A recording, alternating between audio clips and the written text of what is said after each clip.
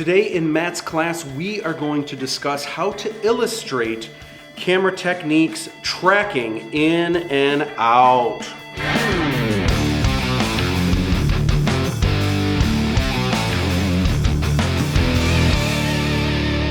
What we are talking about today is tracking in and tracking out. This is very similar to Zoom, but there is a very monumental difference. Again, you really should check out the video that I have on the entertainment industry terminology. When I talk about tracking, and especially when I talk about Zoom, I really illustrate with my buddy James the difference between tracking in and out and zooming in and out.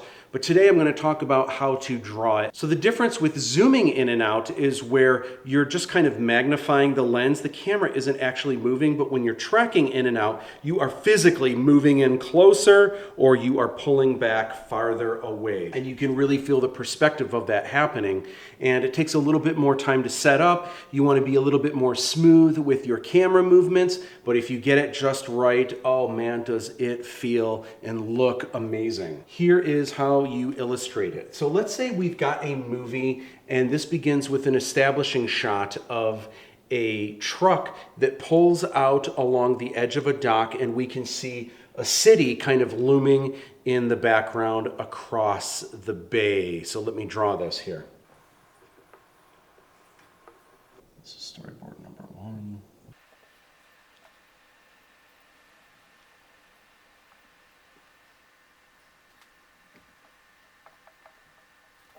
So let's say this is kind of like a sunrise. So all of these buildings in the background are going to be kind of silhouetted. So if that's the case, I'm just going to kind of shade these in really quick.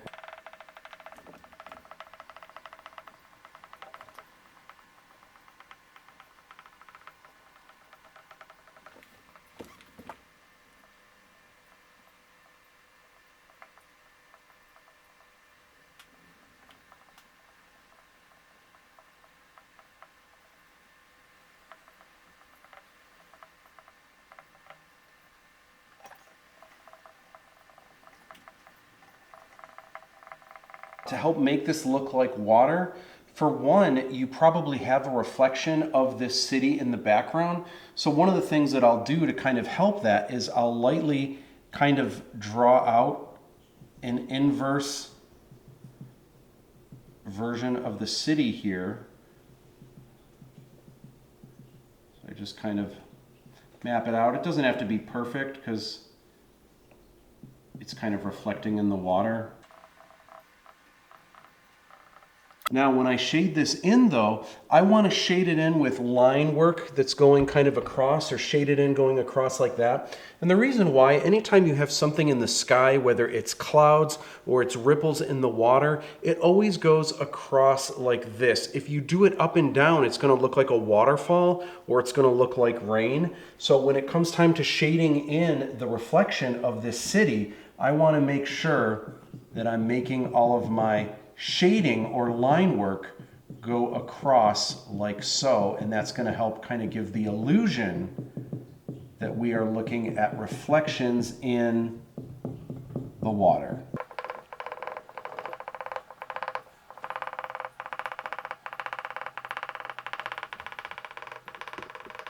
Next up, if you've got the sun kind of reflecting in here, a lot of times what you'll see is kind of like a gleam. Again, it's kind of going, you want any kind of line work to be going relatively across, like so. And it's directly underneath where that sun is. And then randomly, we can have just a couple areas where there's ripples in the water. Maybe there's a couple fish that are like kicking up little areas here and there. And we want it to try to be random, but you definitely want any line work or shading that you do, you want it to go across, because again, if you put your lines up and down, it's going to look like a waterfall, or it's going to look like grass is coming out of your water. So this will kind of help seal the deal and make it kind of look like we get some random areas there. And so hopefully that looks like water as this truck kind of, all right? Yeah, I'm fine. I've got 9 other toes. All right, so let's say this is how our movie begins. We fade into this very first shot. And what we have here is the camera is going to be far away. We kind of see this whole shot, and then the camera is going to track in. It's on a crane, and it moves in closer and closer to this driver's side window. And we're going to see who's actually sitting at the wheel. Now, one way to illustrate this, once again, is through a series of storyboards. So what you could do, this could be 1A, and then 1B. Maybe we now have a close-up looking at the window, rear view mirror, and maybe we see Harrison Ford sitting at the wheel.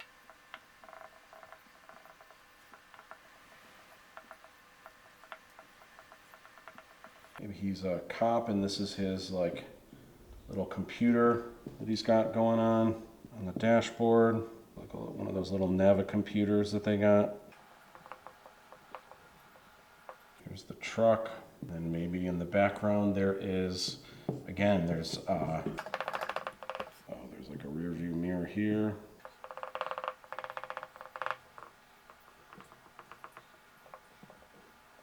Again, we kind of start with this shot here. We track in closer and closer, and we can kind of see over the shoulder of Harrison Ford. Maybe there's a voiceover, and maybe this movie begins where he is a cop on this force, and he was trying to catch this serial killer, but his partner was killed kind of in the line of duty, and he feels really bad about this, and it's really weighing on his mind, and that is how this movie begins. So this would be one way to illustrate it. Let's say this is also how this movie ends. So a lot of times movies or stories are circular, where the way that the movie begins is exactly how the movie ends. So if you've got a shot like this, maybe your movie ends, let's say Harrison Ford, maybe at the end of the movie he catches the serial killer, but he loses his new partner again. Oh my gosh. So he feels awful. So maybe this shot ends at the very end of the movie. Maybe it's at the end of the day instead of the beginning of the day. It's a sunset. And maybe we kind of start with a shot like this, and then the camera is on a crane. It pulls back farther and farther to reveal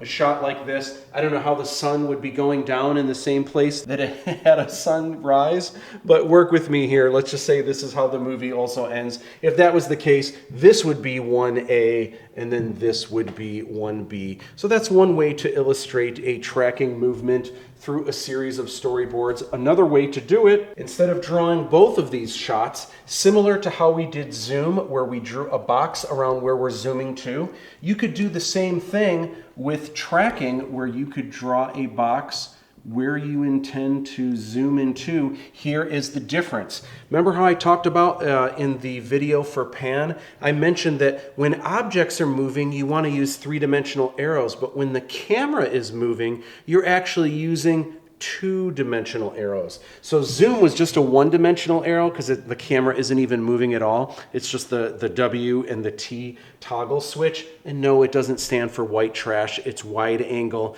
and telephoto. But when you are tracking in and out, you use two-dimensional arrows. So if we are going to track in, what we can do, let me erase a little bit of this fun stuff happening here.